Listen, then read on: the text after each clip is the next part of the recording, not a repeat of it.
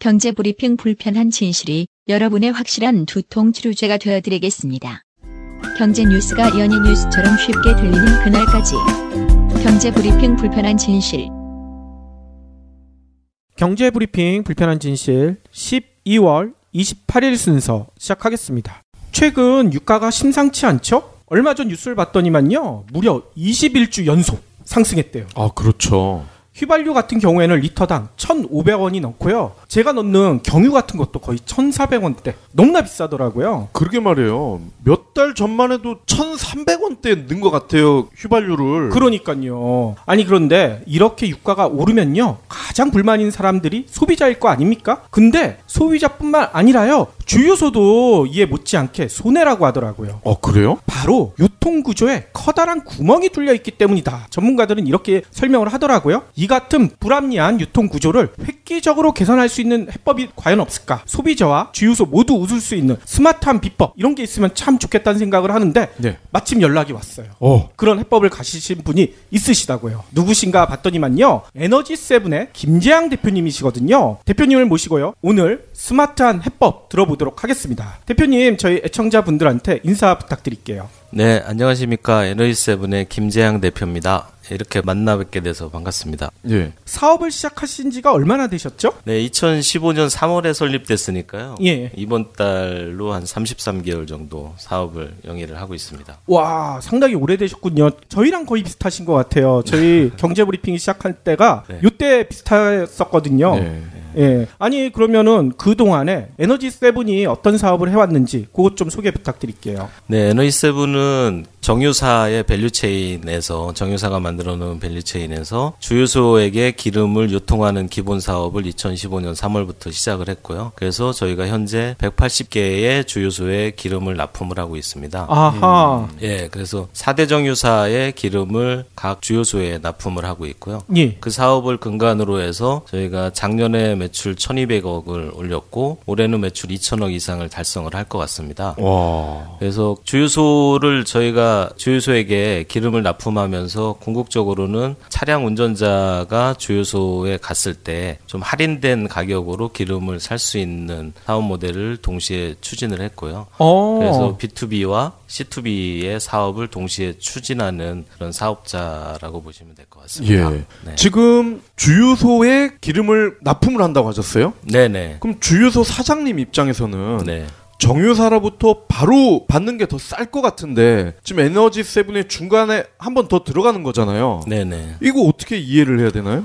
국내 정유사들이 만들어 놓은 게임의 법칙에 따르면 정유사들은 SK나 GS나 각 그 정유사의 포를 달고 주유소에 기름을 납품할 때 그걸 이제 브랜드 기름이라고 해서 좀 고가의 기름이 납품이 되고요. 그와 동시에 그 이명박 정부 시절에 그 각 SK폴인데 현대기름이나 GS기름 등을 사서 판매를 할 수 있도록 병행 판매가 열려 있습니다. 예, 그렇죠. 그래서 정유사들 입장에서는 SK나 GS나 S-오일이나 현대가 그 자기네 폴에 브랜드 기름을 팔고 타폴, 각 정유사 입장에서는 이제 다른 회사의 폴에 기름을 납품을 해서 점유율을 높이고자 하는 경쟁을 하게 되고요. 예. 그런 식으로 시장이 형성되는 게 이제 현물 시장이라고 합니다. 그래서 정유사가 자기 폴에 기름을 납품하는 브랜드 시장과 정유사가 다른 시장, 다른 회사 폴에 기름을 납품하는 현물 시장이 동시에 형성이 되고 동일한 제품이 그런 식으로 그 브랜드 기름과 현물 시장으로 유통이 되는 거고요. 현물 시장의 비중이 현재 50% 정도 된다고 파악이 되고 있습니다. 그러니까 현물 시장이 기름값이 더 싸다는 말씀이시죠? 네, 맞습니다. 그거를 에너지세븐이 제공을 하는. 그렇군요. 네네. 인터셉트를 해서. 그렇죠. 아니, 그러면 소비자 입장에서 에너지세븐의 기름을 공급받는 주유소인 걸 어떻게 알 수가 있습니까? 소비자 입장에서는 알 수가 없고요.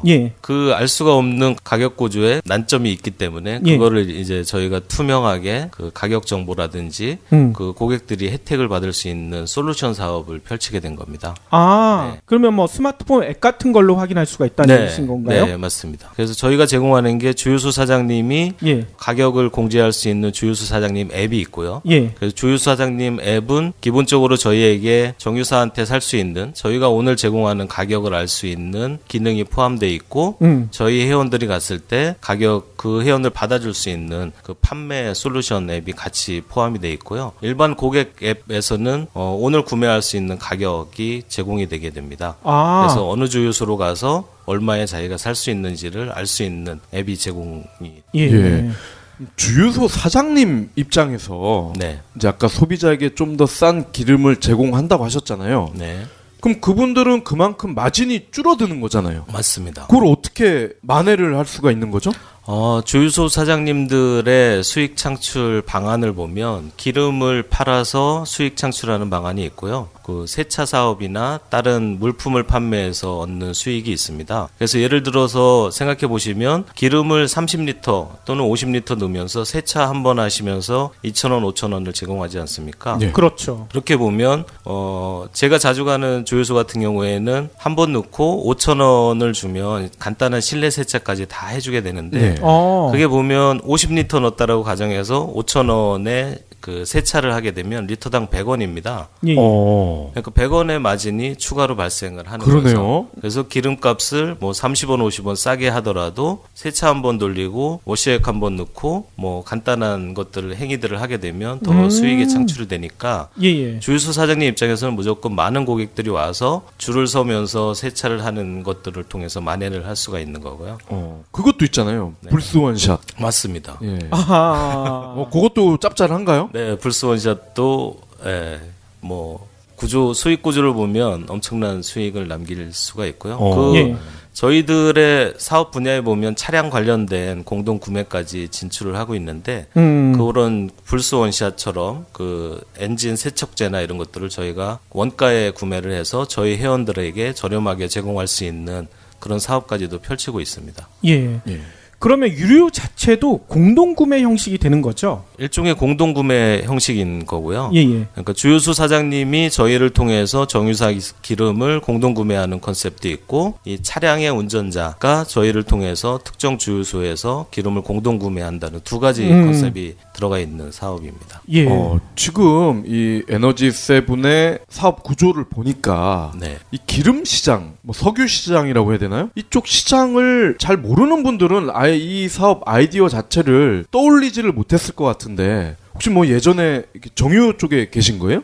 저는 정유 쪽은 아니고요. 제 출신은 카이스트를 다녔고 KT나 SKT 컨설팅을 하면서 플랫폼 비즈니스에 익숙한 사람입니다. 예. 그래서 보면 어떤 고객들이 모여서 물품을 산다든지 유통의 플랫폼이나 빅데이터의 플랫폼 쪽에 일가견이 있는 전문가라고 생각을 하고요. 그거를 저희가 우연찮게 정유사업 쪽에 그 플랫폼의 시각을 접목을 했더니 재밌는 비즈니스 모델이 가능할 것 같아서 저희가 직접 사업을 시작을 하게 된 겁니다. 예. 아니 그러면 그 전에도 비슷한 스타트업을 하셨던 건가요?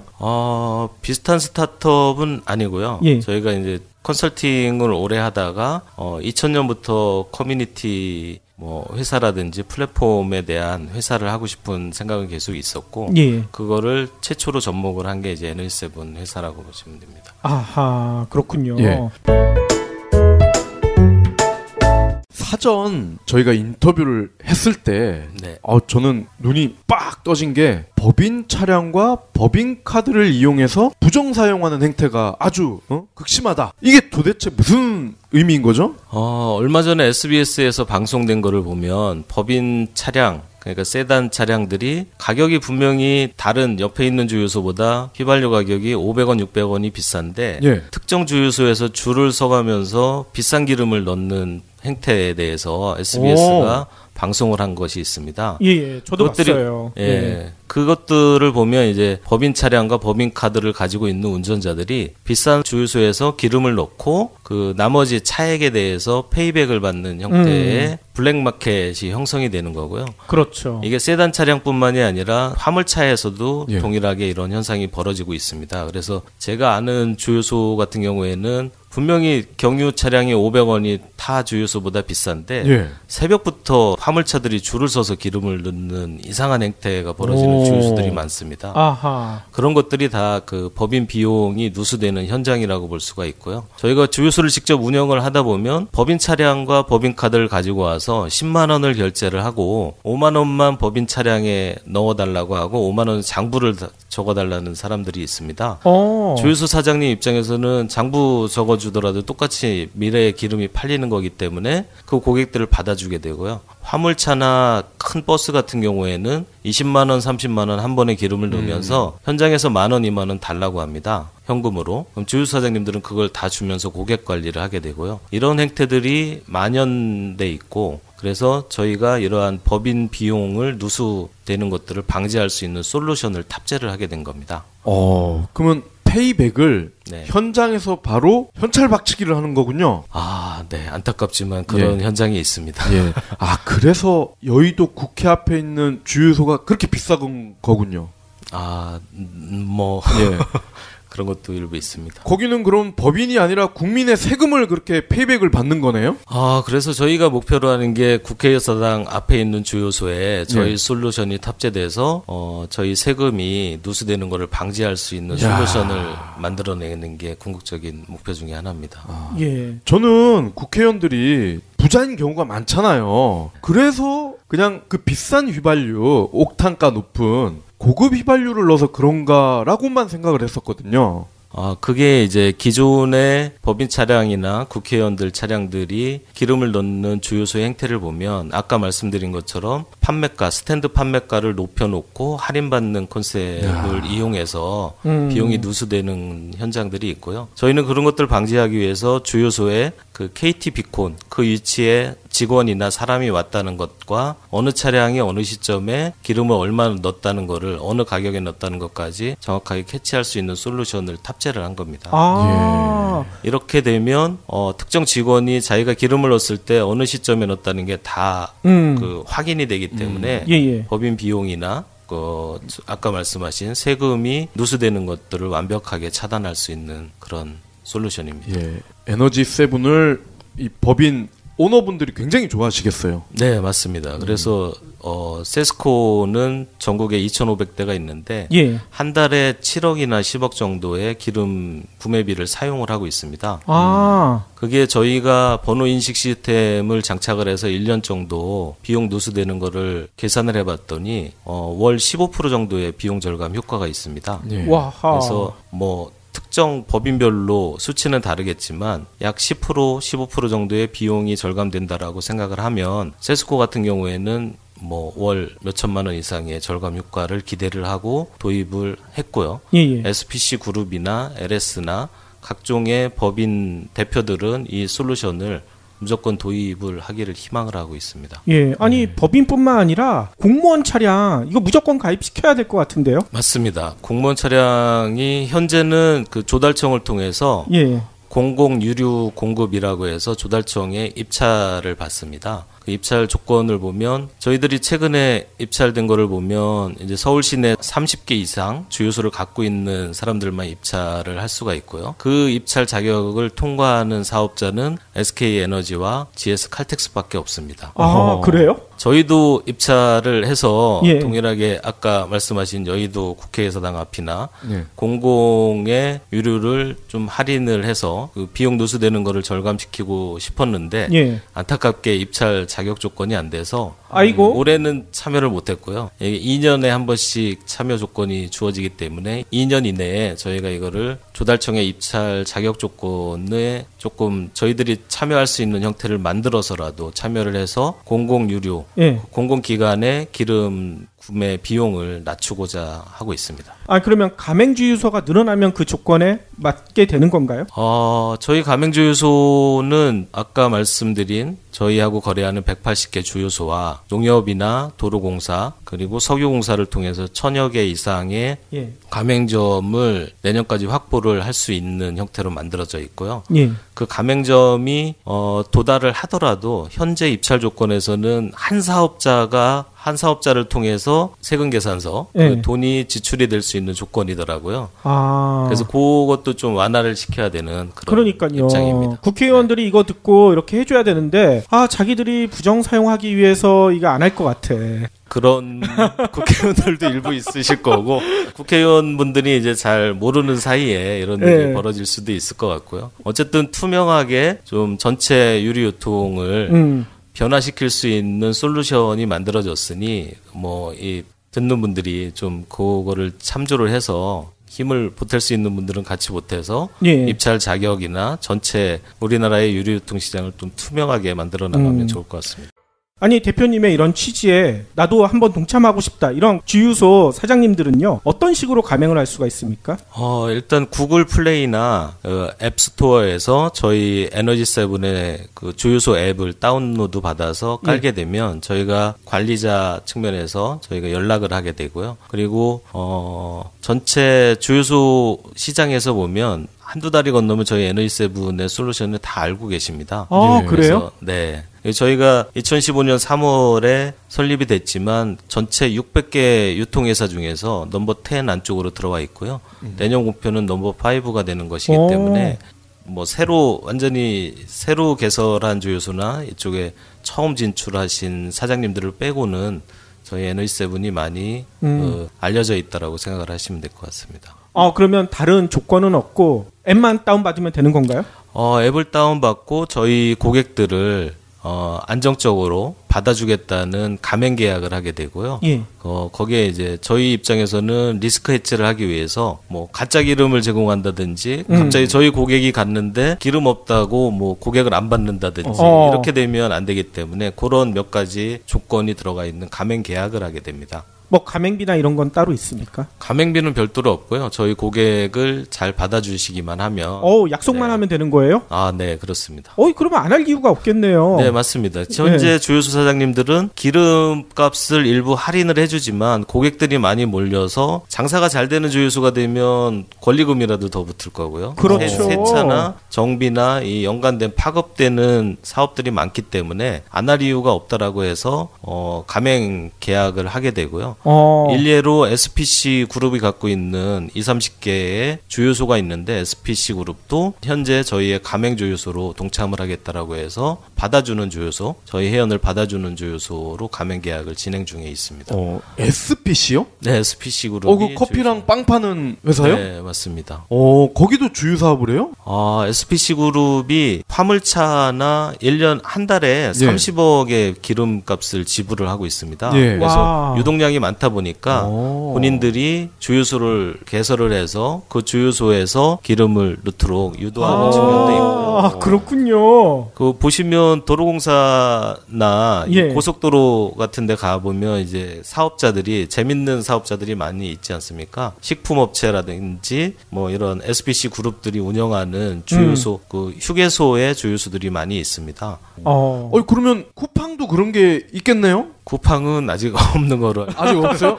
쿠팡맨들 많은데. 네. 쿠팡도 그런 그러니까 쿠팡은 제가 보기에는 이제 현재 본인들의 역량을 강화하는 측면에 신경을 쓰고 있는 거고, SPC 그룹처럼 이제 엄정이 끼러지고 쿠팡맨들이 기름을 넣을 수 있는 그런 주유소들을 선정을 해서 주유값이라든지 그런 역량을 전체 밸류체인을 장악하는 움직임이 나타나지 않을까라고 생각을 하고요. 원하시면 쿠팡에게 저희가 솔루션을 제공할 수 있습니다. 저희 쿠팡 관계자들도 저희 방송 많이 듣거든요. 그러세요? 네, 바로 연락 올 것 같은데요.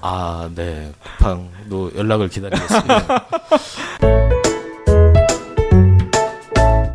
저는 이제 이 에너지7이 좀 더 확대가 되고 이랬을 경우에 우려가 되는 한 가지가 있어요. 일단 에너지7도 정유사로부터 기름을 사잖아요. 네, 맞습니다. 요 대목에서 일단 정유사가 에너지7 착한 회사인데 얘네들 때문에 우리 지금 이미지가 안 좋은데 하면서 납품을 거절할 수도 있을 것 같고, 또 하나는 주유소 사장님들이 마찬가지로 정유사에서 에너지7이랑 거래하지 마, 그럼 우리 폴 기름 안 줄 거야, 이런 우려가 생기는데 그런 우려는 저희도 탄생을 했을 때부터 우려를 했고요. 그래서 저희가 집중한 사업이 C2B 차량 회원을 직접 잡는 사업까지 같이 병행을 한 겁니다.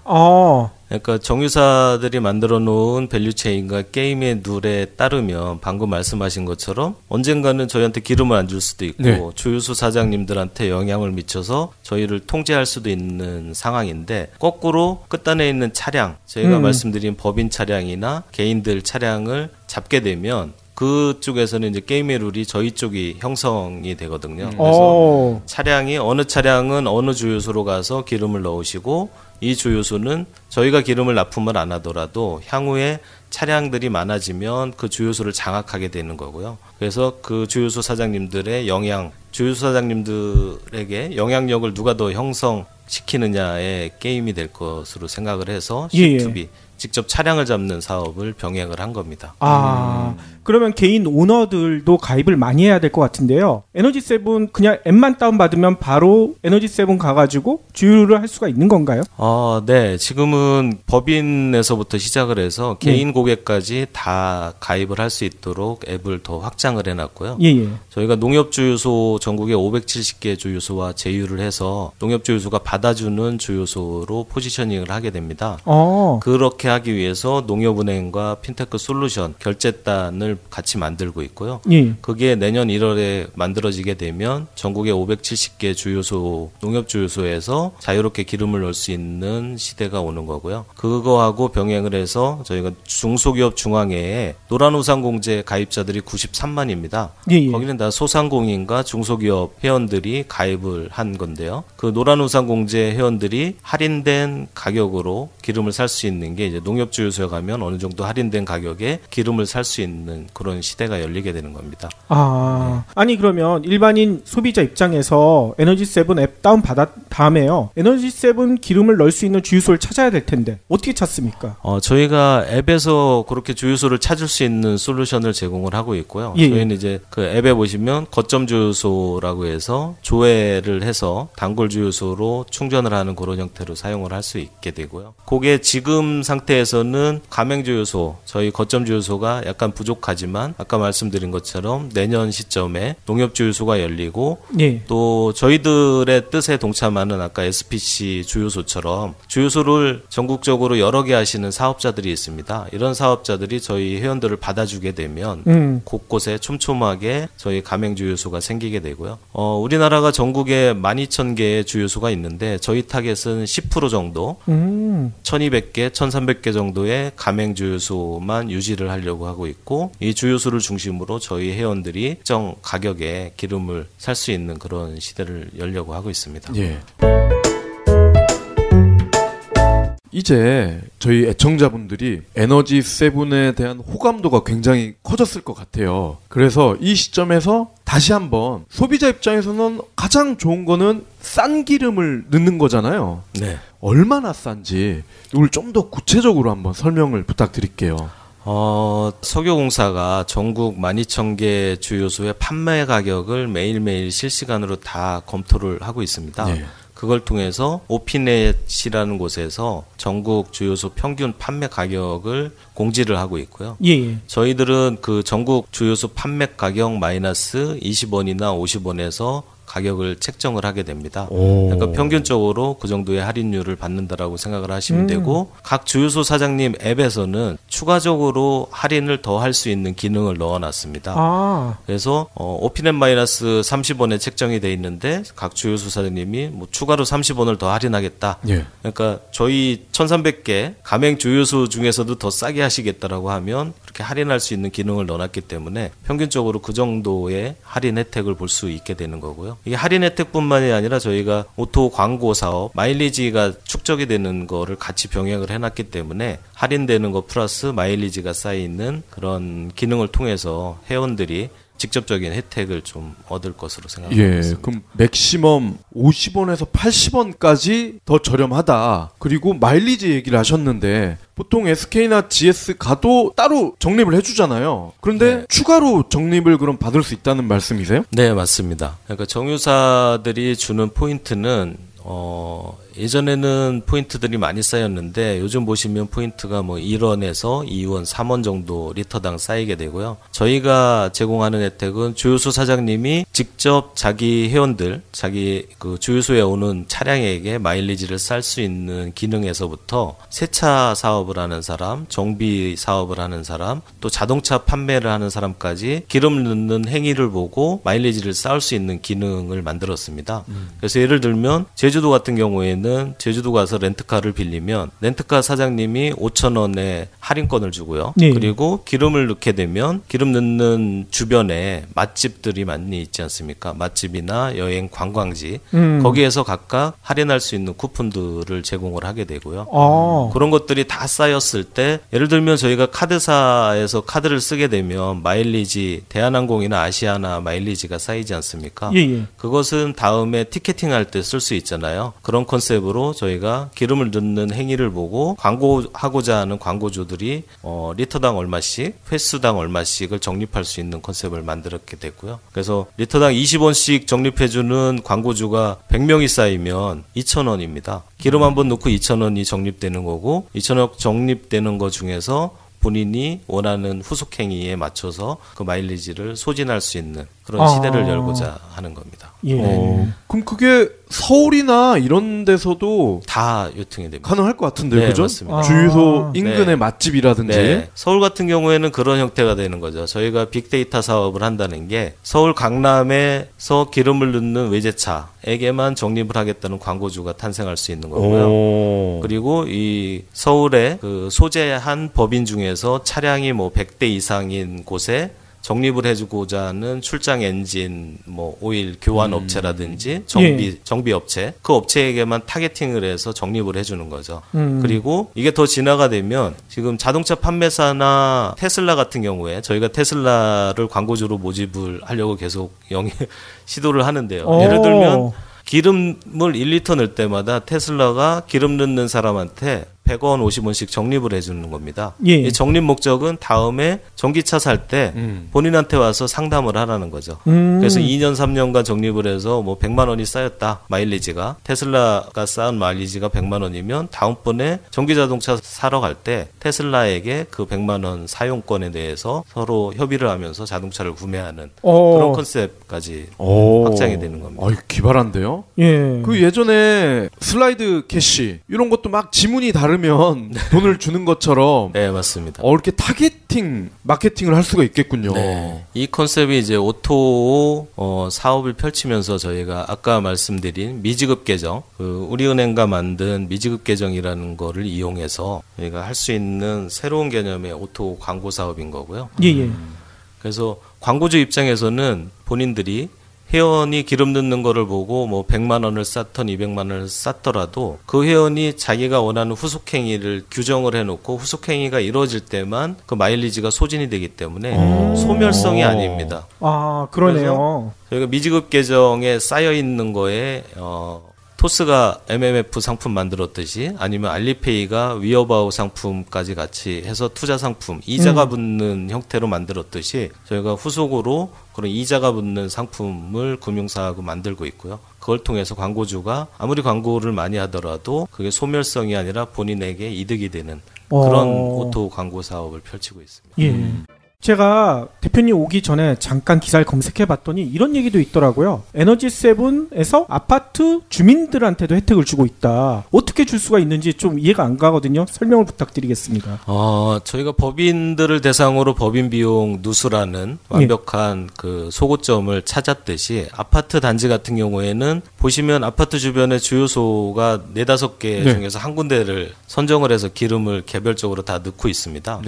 근데 그것들을 저희 솔루션을 이용해서 특정 아파트는 특정 주유소에 가서 기름을 넣었을 때 할인율이 얼마, 아까 말씀드린 그 가격 이하로도 내려갈 수 있겠죠. 할인율이 얼마에 마일리지가 적립되는 주변의 상점들이 마일리지를 적립을 하게 되고 그 마일리지 쌓이는 것 중에 일부를 아파트 발전위원회로 마일리지를 기부금 형태로 쌓는 그 광고주들을 더 모집을 해서 직접적으로 아파트 커뮤니티에 도움을 줄 수 있는 그런 사업을 펼칠 수가 있고요.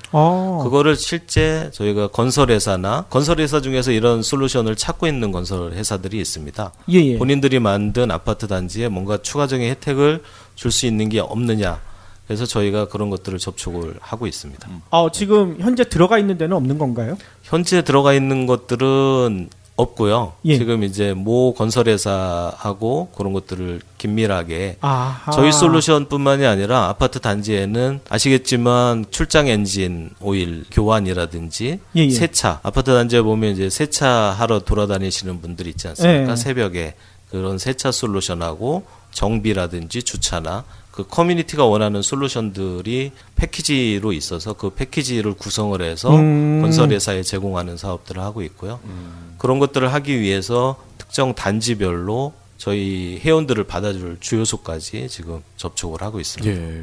그거 들어오면 진짜 좋겠는데요? 예전에 그런 거 많았잖아요. KT나 SKT가 기가 인터넷 뭐 이러면서 네. 우리 아파트는 무슨 인터넷 씁니다 이렇게 플랜카드 붙였잖아요. 네, 맞습니다. 나중에는 우리 아파트는 에너지 세븐을 씁니다. 이런 플랜카드 붙겠는데요? 네, 맞습니다. 거기에 이제 좀 더 아이디어를 주시는 분들은 예. 그렇게 되면 뭐 카쉐어링이나 렌터카나 이런 것들을 주요소 단위에서 하자.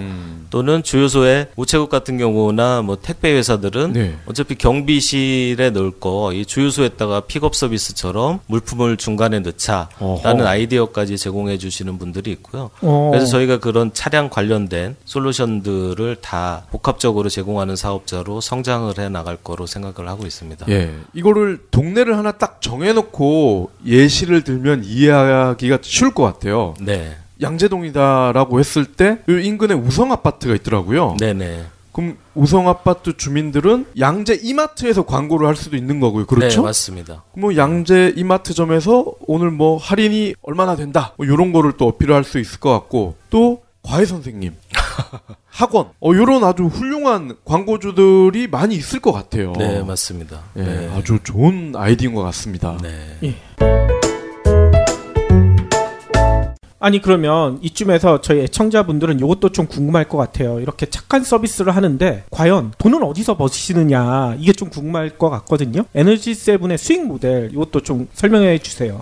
저희의 수익 모델은 B2B 쪽, 아까 정유사한테 기름을 사서 주유소에게 기름을 납품하는 그 사업에 있어서는 저희가 유통 마진을 먹게 되고요. 예. 그리고 차량의 운전자, 법인 차량의 운전자나 개인 차량의 운전자가 주유소에 가서 기름을 넣게 되는 거에 대해서는 중개 수수료를 먹게 됩니다. 그리고 마일리지를 쌓게 되는 광고주를 모집하는 쪽에서는 광고 수수료를 먹게 되고요. 그래서 이 여러 가지 수익 모델 중에서 저희가 가장 근간이 되는 거는 정유사한테 기름을 사서 주유소에게 기름을 납품하면서 저희가 안정적인 수익을 창출하고 있고 향후의 미래에 C2B 차량 운전자가 주유소에 가서 기름을 넣을 때 C2B 그 중개 수수료하고 오토 광고 수수료는 미래의 확장 수익 모델로 생각을 하고 있습니다. 예, 저희와 비슷한 시기에 창업을 하셨는데 네. 과연 현재 영업 이익이나 또 손익 분기점 이런 것도 궁금하거든요. 현재 저희가 올해 매출 2천억 이상이 달성이 될 것 같고요. 영업이익은 플러스 BEP 이상을 달성을 할 것 같습니다. 그리고 내년도의 목표는 이제 단기 손익까지 플러스를 목표로 하고 있고요. 예. 저희의 비즈니스 목표가 그 차량 운전자를 잡고 광고 사업까지 활성화하고 더 나아가서 해외 진출까지 그림을 크게 갖다 보니까 현재 B2B에서 안정적인 수익 창출하는 부분에 대해서 저희가 주유소 사장님에게 정산을 해준다든지 우수 가맹점, 저희하고 같이 할 수 있는 파트너들을 모집하기 위한 비용들을 많이 지출을 하고 있고요. 그렇게 됐음에도 불구하고 내년에는 단기 손익까지 맞출 수 있을 거로 생각하고 있습니다. 이런 IT 플랫폼 기반 기업들이 지금 2년 반 정도 넘어섰잖아요. 네. 이렇게 짧은 시기에 이렇게 돈을 벌기가 쉽지 않은데 어떤 노력을 하신 거예요? 저희는 처음부터 플랫폼 비즈니스 사업을 하면서도 수익 창출을 동시에 할 수 있는 비즈니스 모델을 갖춘 거고요. 예. 무작정 플랫폼의 회원들을 모집하기 위해서 마이너스를 감당하는 시기를 최대한 단축하기 위해서 제일 먼저 B2B 쪽에 유통 마진을 확보를 한 겁니다. 그리고 다행히 이쪽 비즈니스가 판매량이 차량이나 회원수가 늘어날수록 수익을 더 창출할 수 있는 규모의 경제가 존재하는 시장이었고 그거를 이용을 해서 저희가 안정적인 수익 창출이 가능한 상태까지 지금 올라와 있다고 보시면 됩니다. 예. 아니 이렇게 성과를 낸 덕분일 것 같아요. 아까 잠깐 저희랑 사전 미팅했었을 때 카카오에서 관심을 가지고 있다 얘기를 해주셨거든요. 저희가 표방하는 게 차량을 잡고 장소를 잡고 차량 관련된 세차나 정비나 판매, 보험을 잡고 그리고 이 차량에서 결제가 되는 자율주행차 시대에도 자동 결제가 될 수 있을 정도의 강력한 결제 솔루션, 또 오토 광고 사업, 빅데이터 사업을 추진하다 보니까 추진 방향성이 카카오 모빌리티나 우버나 뭐 이런 차량 관련된 회사들하고 동일할 것 같고요. 예. 같은 방향을 바라보고 있기 때문에 끝점이 비슷하기 때문에 서로 언젠가 협력을 하던 경쟁을 하던 시대가 도래를 할 것이고 예. 그래서 지금쯤 한번 서로 협력이 가능한지를 시너지 창출이 가능한지를 맞춰보는 시점이 됐고요. 그래서 카카오 모빌리티를 만나게 됐습니다. 예. 아니 카카오에서 인수한다고 할 것 같은데요? 사실은 저희가 카카오 모빌리티를 인수하면 제일 좋을 것 같아요.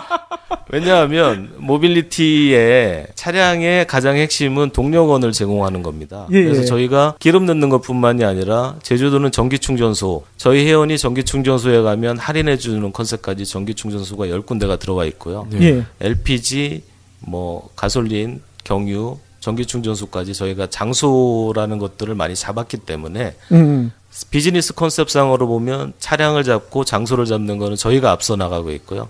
차량 관련된 세차나 정비도 저희 쪽 위주로 많이 붙어 있기 때문에 회사 규모 자체는 카카오 모빌리티가 크지만 사실은 비즈니스의 그 핵심 역할로 봐서는 저희 쪽 솔루션이 좀 주도를 하지 않을까라고 생각을 하고 카카오 모빌리티를 만나더라도 그런 해외 진출 저희 비즈니스 모델은 해외에 없습니다. 전 세계에 없던 비즈니스 모델이기 때문에 저희가 중국이나 인도네시아를 시장을 뚫어서 먼저 진출을 할 수가 있고요. 예. 저희가 먼저 진출을 해서 모빌리티의 동력원을 제공하는 사업을 각 국가별로 장악을 하고 카카오 모빌리티가 갖고 있는 택시나 대리운전이나 주차 서비스가 따라오는 형태의 시너지가 가능하지 않을까라고 생각을 하고 있습니다. 예. 아니 그래서 그런가 우버의 전 창업주 칼라닉이 되게 관심 있어 한다면서요. 저희의 비즈니스 모델에 공감을 하고 전 세계적으로 좀 투자를 유치해 주는 분들이 있습니다. 근데 그분들이 이제 미국이나 전 세계적으로 인맥이 좋으셔서 한 다리 건너서 이제 칼라닉을 잘 아시는 분들이 있고 칼라닉 대표가 우버 비즈니스를 하면서 뭐 불미스러운 일 때문에 지금은 퇴진을 해 있는데 저희의 컨셉이 우버는 이제 차량과 고객을 서로 중개하는 역할을 했다라고 하면 그 차량이라는 거에 대해서 동력원을 제공하는 솔루션이 저희의 솔루션이기 때문에 이 동력원을 제공하는 비즈니스 모델을 미국 또는 전 세계적으로 칼라닉이 동참해서 할 수 있지 않겠느냐라고 해서 접촉을 하고 있고요. 실제 저희가 영입이 된다면 미국 비즈니스나 글로벌리 몇 개의 지역의 비즈니스를 맡기고 모빌리티의 동력원을 제공하는 사업 파트너로 같이 하고 싶은 입장입니다. 그 영입을 하실 때 각서를 하나 받아두세요. 여직원을 희롱하지 않겠다. 반성을 많이 했을 것 같고요. 그래요? 반성했대요? 네. 반성했을 거로 기대를 하고. 네. 그렇죠. 반성을 했겠죠. 각서를 받아야 됩니다. 네, 그래야 될 것 같습니다. 아니 그래도 이렇게 3년 만에 카카오 그리고 칼라닉 여기서 주목하는 사업 비즈니스 진짜 대단한데요. 저희가 처음부터 그 세 개의 비즈니스 모델을 벤치마킹을 했습니다. 예. 전세적으로 잘 나가는 공유 경제 모델의 에어비앤비, 또 우버 비즈니스, 알리바바 알리페이 비즈니스 모델을 추구를 했고요. 그 세 가지 컨셉들을 추구를 하면서 저희가 아까 계속 공동 구매라고 말씀하셨던 부분들이 더 진화가 되면 저희가 추구하는 거는 주유소 사장님이 갖고 있는 인프라, 땅속에 묻혀 있는 탱크라는 인프라를 오픈을 해서 주변의 커뮤니티나 법인 차량들이 공유를 하는 겁니다. 법적인 내에서 공유를 하는 비즈니스 모델이 되는 거고요. 기존에 한 달에 1000대 오던 주유소에 저희가 1000대 차량을 더 주면 50%를 장악하는 거지 않습니까? 그 50%의 지하 탱크를 공유하는 거고 오늘 받아줘서 기름이 많이 없어졌다라고 하면 저희가 기름을 납품하는 사업을 하고 있기 때문에 오늘 저가에 납품을 해서 그 탱크를 채워주면 주유소 사장님은 안정적인 수익을 창출하게 되는 겁니다.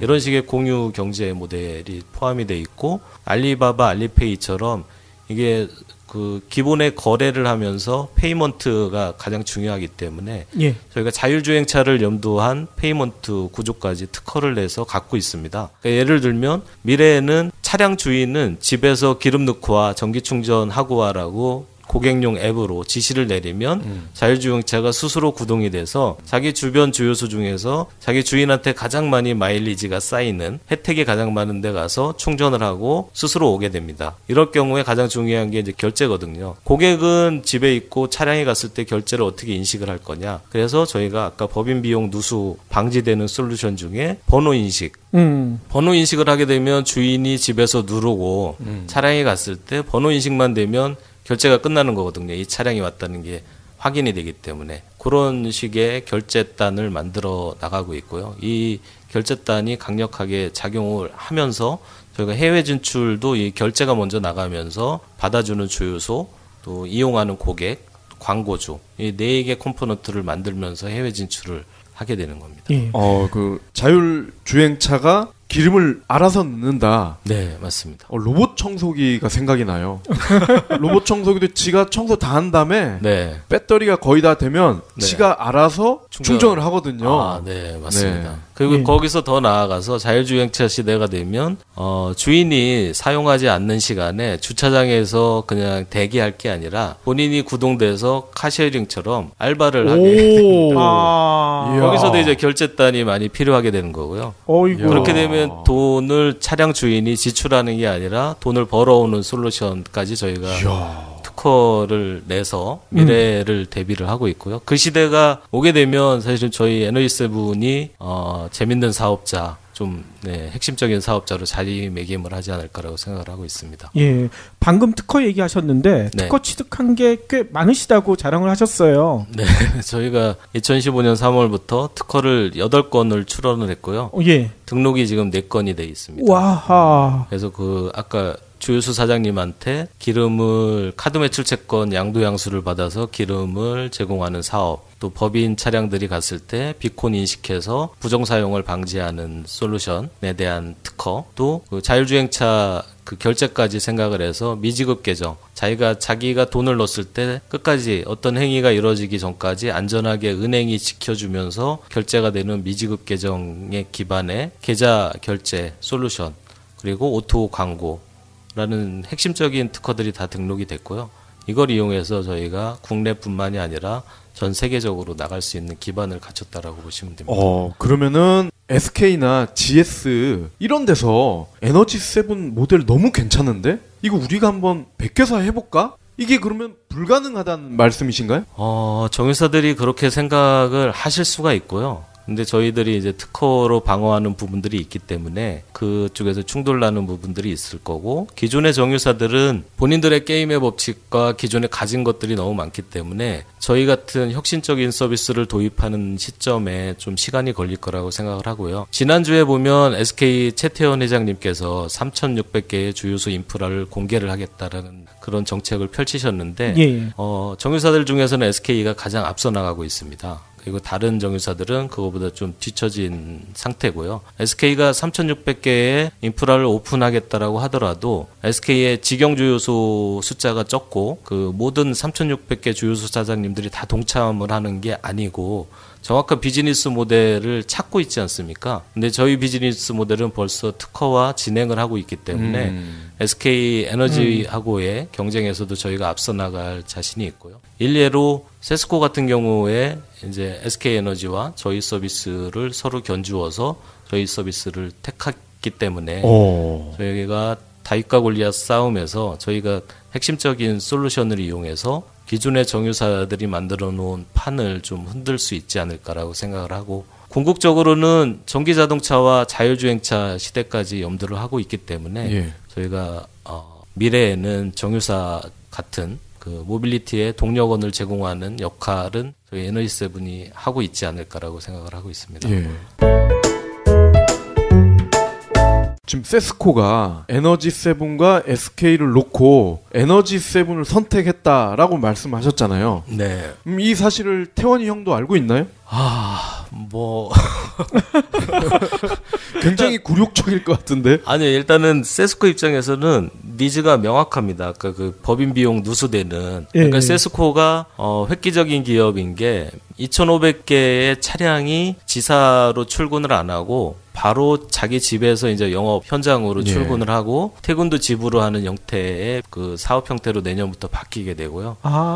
그렇다 보니까 주유소에 기름 넣는 행위에 대해서 이제 카드를 줄까 각 직원별로 아니면 저희처럼 비용 통제가 되는 형태를 사용을 할까를 고민을 했고요. 최종 결론이 저희처럼 비용이 통제되는 형태가 더 낫겠다라고 생각을 하신 거고 거기에 각 차량별로 뭐 월 8,000원에 4회 정도의 세차를 하는데 어차피 주유소에서 세차할 거 그 저희 가맹 주유소에서 세차하는 세차 사업까지도 저희에게 의뢰를 하고 있고요. 그런 식으로 세스코가 원하는 니즈를 명확하게 맞췄기 때문에 세스코에서는 저희가 채택이 된 것 같고요. 그런데 이런 움직임들이 정유사가 무겁게 움직이는 것보다 저희가 발빠르게 고객 니즈를 맞추면서 잡아올 자신이 있기 때문에 저희가 미래에는 정유사 위치를 저희가 차지할 수 있지 않을까 생각을 하고 있습니다.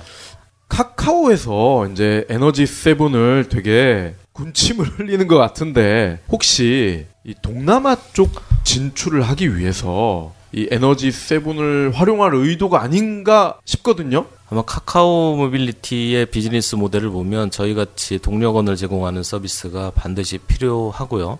그리고 아까 말씀드린 것처럼 각종 특허 기반으로 중국이나 동남아시아 전 세계로 나갈 수 있는 그런 방안이 필요한 것으로 판단을 하고 있고요. 저희가 중국과 인도네시아는 진출하는 게 좀 구체적으로 진행이 되고 있기 때문에 그것도 만났을 때 저희가 협의할 대상으로 보여집니다. 중국 쪽이랑은 어느 정도까지 진행이 됐나요? 거기는 공안이 있어서 쉽지 않을 텐데. 중국의 BM 인텔리전스라는 그룹이 있고요. 이 그룹은 컨설팅부터 해외 중국의 파트너를 찾아주고 상장을 지키고 거기에서 이제 수익을 창출하는 그런 그룹 회사가 있고요.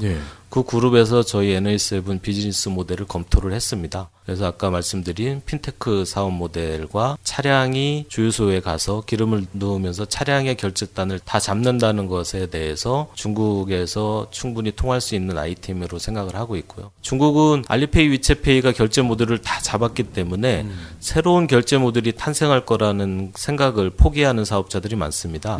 근데 저희는 자율주행차 염두를 해서 그 차량에 특화된 결제 솔루션, 그게 또 확산될 수 있는 결제 솔루션이기 때문에 이 차량의 결제를 잡아서 핀테크 사업자가 될 수 있다라고 판단을 해서 중국 진출을 돕고자 하는 사업자가 있고, 실제 저희 중국에서 투자를 하는 주체와 그 BM 인텔리전스처럼 사업을 펼쳐나갈 파트너가 다 확보가 된 상태고 내년 1사분기 내에 조인트 벤처를 만들어서 중국 진출을 시도를 할 겁니다. 중국은 차량이 저희 나라는 2천만 대인데 중국이 3억 대고요. 주유소가 저희 나라가 12,000개인데 중국은 15만 개입니다. 중국은 저희가 글로벌 사업자가 되고자 하는 입장에서는 반드시 진출을 해야 되고, 진출하는 방법을 중국 현지 업체와 조인트 벤처를 만들어서, 아까 BM 인텔리전스가 중국 내에 지사가 200개가 있습니다. 그래서 각종 영업망 파트너 확보가 용이하기 때문에 그것들을 구체화를 하고 있는 단계.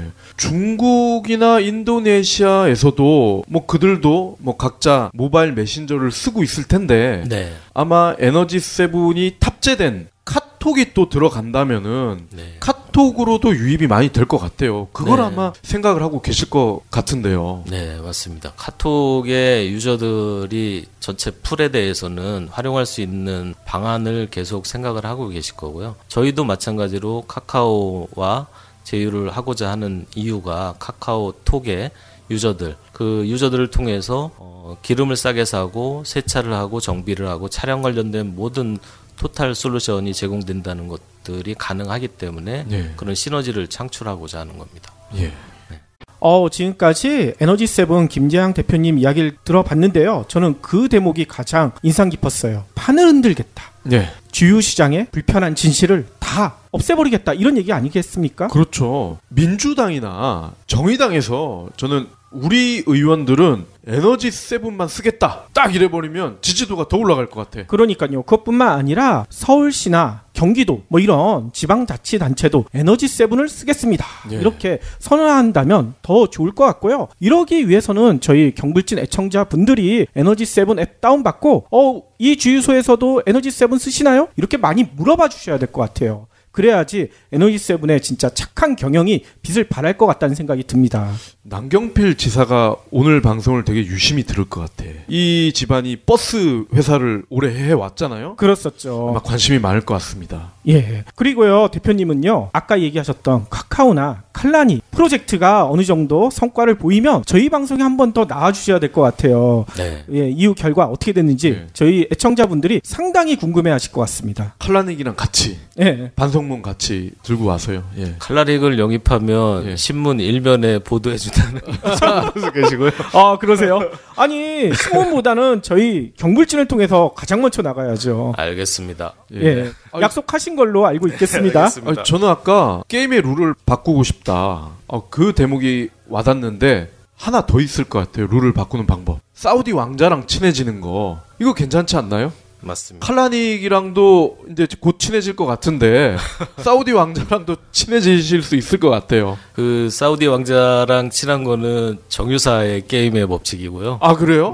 맞습니다. 예. 기름을 원유를 수입하고 생산하는 쪽이 더 헤게모니가 더 강할 것 같고요. 네. 그렇죠. 저희들은 이제 끝단에 그 우버라든지 카카오 택시나 전 세계적으로 디디 출싱이나 이 차량단에 대해서 고민하는 그리고 자율주행차에 대해서 고민하는 파트너들이 저희의 우호적인 파트너가. 그렇죠. 거기다가 경불진 애청자분들이랑 친해지시면 돼요. 그러니까 저희 방송에 자주 나와주시면 친해질 수가 있습니다. 아유, 알겠습니다. 예. 네. 그러면 오늘 긴 시간 동안 귀한 말씀 너무나 감사드리고요. 조만간 또 뵙도록 하겠습니다. 네, 감사합니다. 수고하셨습니다.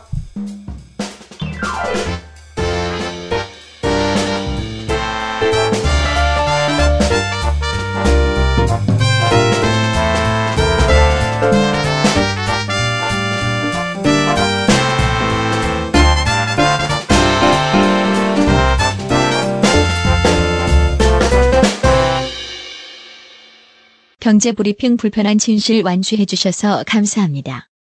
하트 투척, 댓글 남기기, 계좌 후원 등 다양한 방법으로 힘을 보태주세요.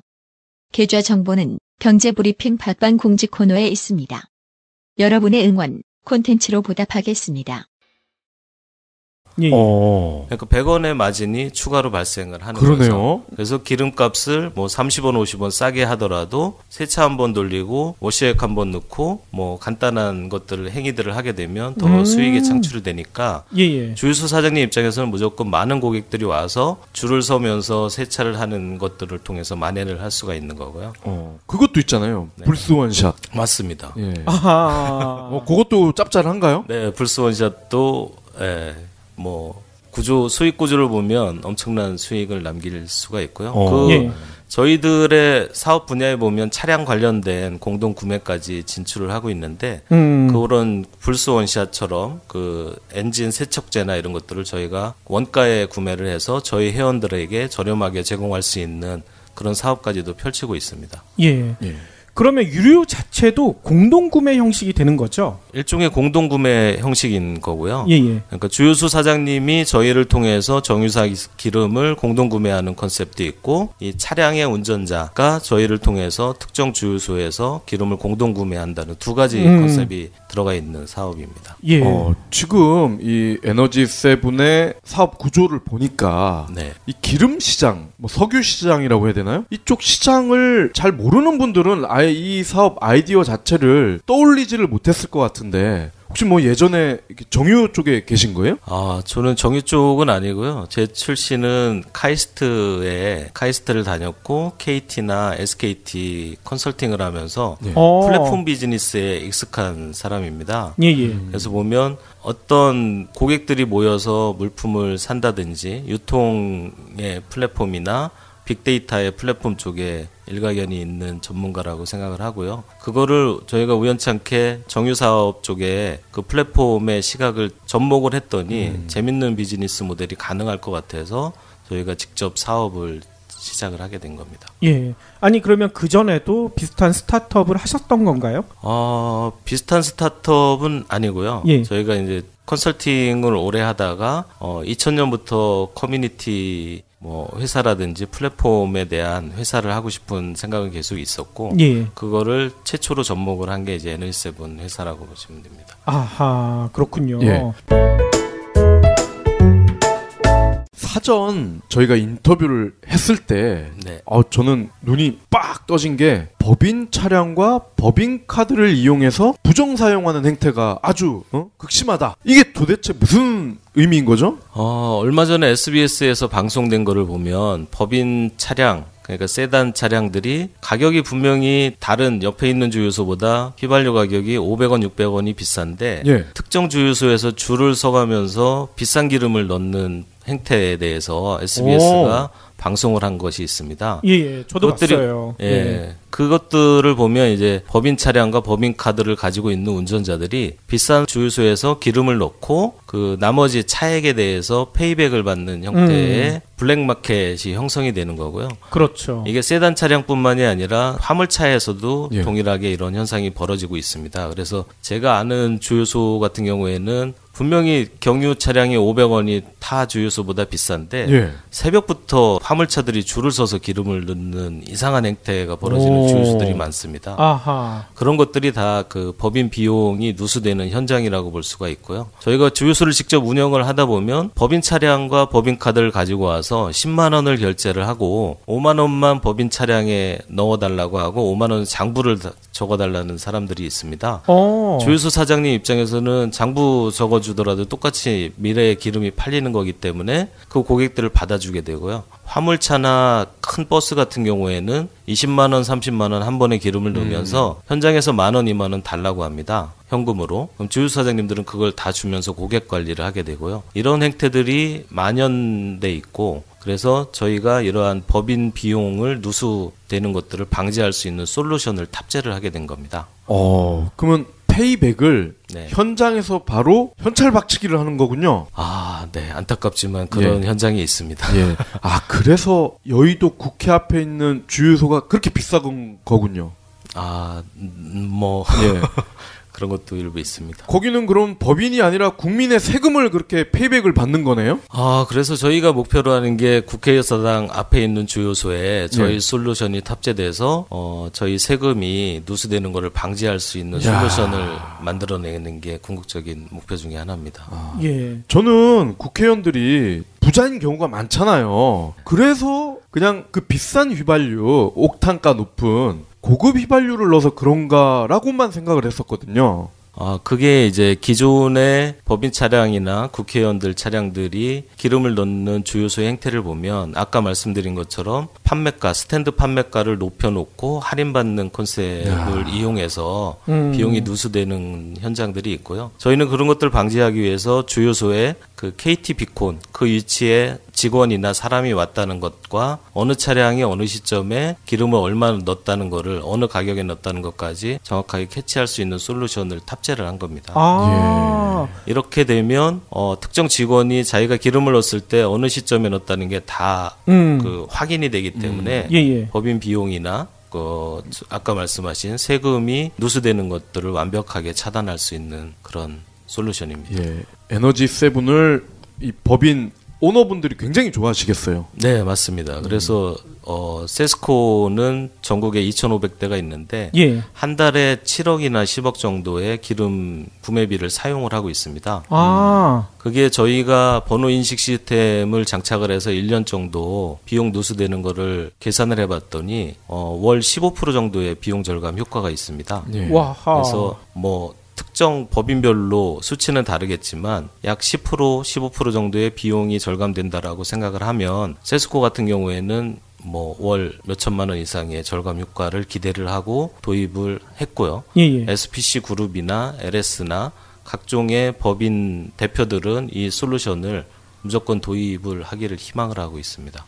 아니 법인뿐만 아니라 공무원 차량 이거 무조건 가입시켜야 될 것 같은데요? 맞습니다. 공무원 차량이 현재는 그 조달청을 통해서 공공 유류 공급이라고 해서 조달청에 입찰을 받습니다. 그 입찰 조건을 보면 저희들이 최근에 입찰된 거를 보면 이제 서울 시내 30개 이상 주유소를 갖고 있는 사람들만 입찰을 할 수가 있고요. 그 입찰 자격을 통과하는 사업자는 SK에너지와 GS칼텍스밖에 없습니다. 아, 그래요? 저희도 입찰을 해서 예. 동일하게 아까 말씀하신 여의도 국회의사당 앞이나 예. 공공의 유류를 좀 할인을 해서 그 비용 누수되는 거를 절감시키고 싶었는데 예. 안타깝게 입찰 자격 조건이 안 돼서 아이고. 올해는 참여를 못했고요. 이게 2년에 한 번씩 참여 조건이 주어지기 때문에 2년 이내에 저희가 이거를 조달청의 입찰 자격 조건에 조금 저희들이 참여할 수 있는 형태를 만들어서라도 참여를 해서 공공유료, 예. 공공기관의 기름 구매 비용을 낮추고자 하고 있습니다. 아, 그러면 가맹주유소가 늘어나면 그 조건에 맞게 되는 건가요?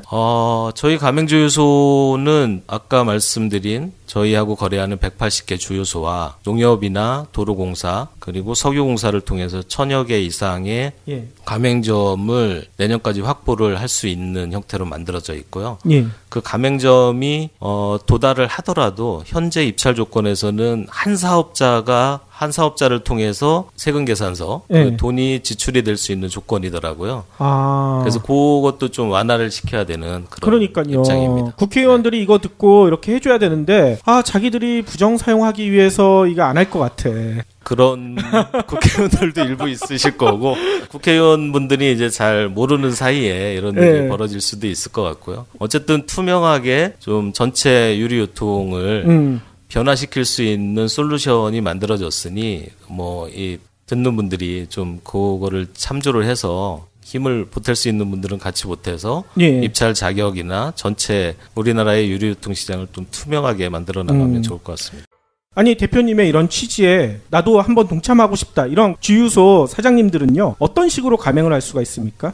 일단 구글 플레이나 앱스토어에서 저희 에너지세븐의 각 정유사의 포를 달고 주유소에 기름을 납품할 때 그걸 이제 브랜드 기름이라고 해서 좀 고가의 예. 기름이 납품이 되고요. 그와 동시에 이명박 정부 시절에 각 SK폴인데 현대기름이나 GS기름 등을 사서 판매를 할 수 있도록 병행 판매가 열려 있습니다. 예, 그렇죠. 정유사들 입장에서는 SK나 GS나 S-오일이나 현대가 자기네 폴에 브랜드 기름을 팔고 타폴, 각 정유사 입장에서는 이제 다른 회사의 폴에 기름을 납품을 해서 점유율을 높이고자 하는 경쟁을 하게 되고요. 예. 그런 식으로 시장이 형성되는 게 이제 현물 시장이라고 합니다. 그래서 정유사가 자기 폴에 기름을 납품하는 브랜드 시장과 정유사가 다른 시장, 다른 회사 폴에 기름을 납품하는 현물 시장이 동시에 형성이 되고 동일한 제품이 그런 식으로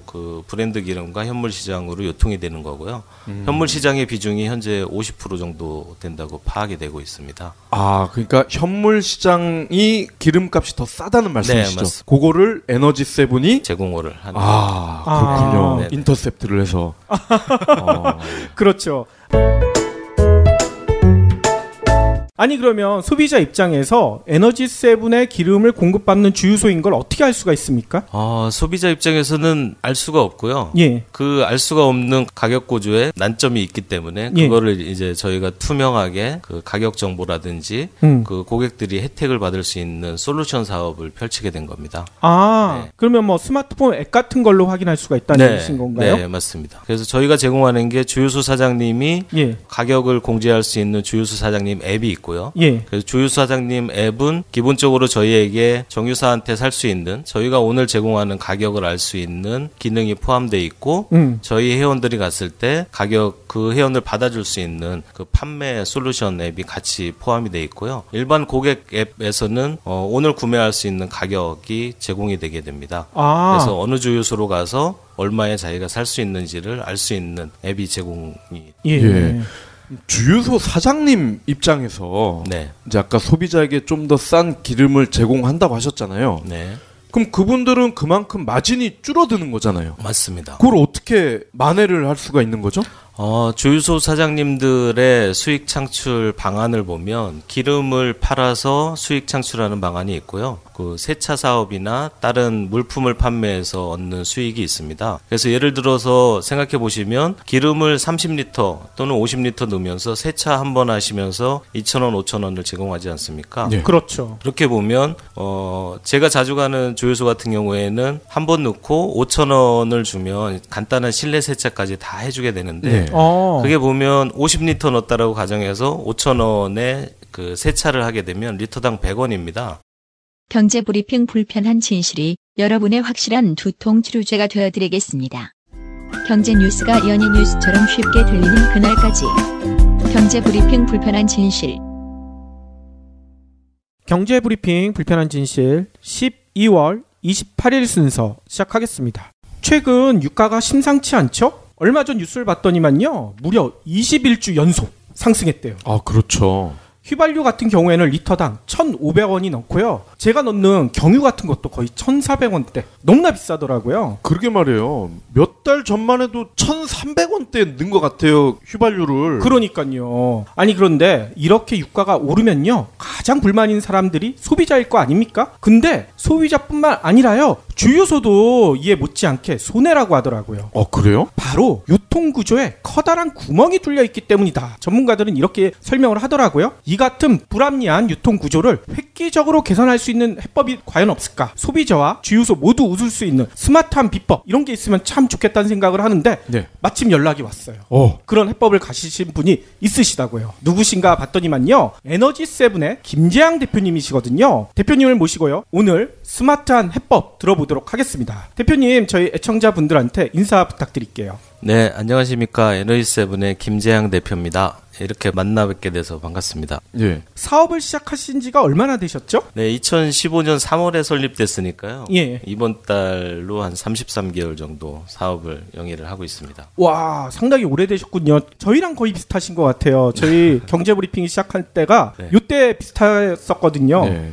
예. 아니 그러면은 그동안에 에너지세븐이 어떤 사업을 해왔는지 그것 좀 소개 부탁드릴게요. 네, 에너지세븐은 정유사의 밸류체인에서 정유사가 만들어놓은 밸류체인에서 주유소에게 기름을 유통하는 기본 사업을 2015년 3월부터 시작을 했고요. 그래서 저희가 현재 180개의 주유소에 기름을 납품을 하고 있습니다. 아하. 예, 그래서 4대 정유사의 기름을 각 주유소에 납품을 하고 있고요. 예. 그 사업을 근간으로 해서 저희가 작년에 매출 1,200억을 올렸고 올해는 매출 2,000억 이상을 달성을 할 것 같습니다. 와. 그래서 주유소를 저희가 주유소에게 기름을 납품하면서 궁극적으로는 차량 운전자가 주유소에 갔을 때 좀 할인된 가격으로 기름을 살 수 있는 사업 모델을 동시에 추진을 했고요. 그래서 B2B와 C2B의 사업을 동시에 추진하는 그런 사업자라고 보시면 될 것 같습니다. 예. 네. 지금 주유소에 기름을 납품을 한다고 하셨어요? 네네. 그럼 주유소 사장님 입장에서는 네. 정유사로부터 바로 받는 게 더 쌀 것 같은데 지금 에너지세븐의 중간에 한 번 더 들어가는 거잖아요. 네네. 이거 어떻게 이해를 해야 되나요? 국내 정유사들이 만들어 놓은 게임의 법칙에 따르면 예. 정유사들은 SK나 GS나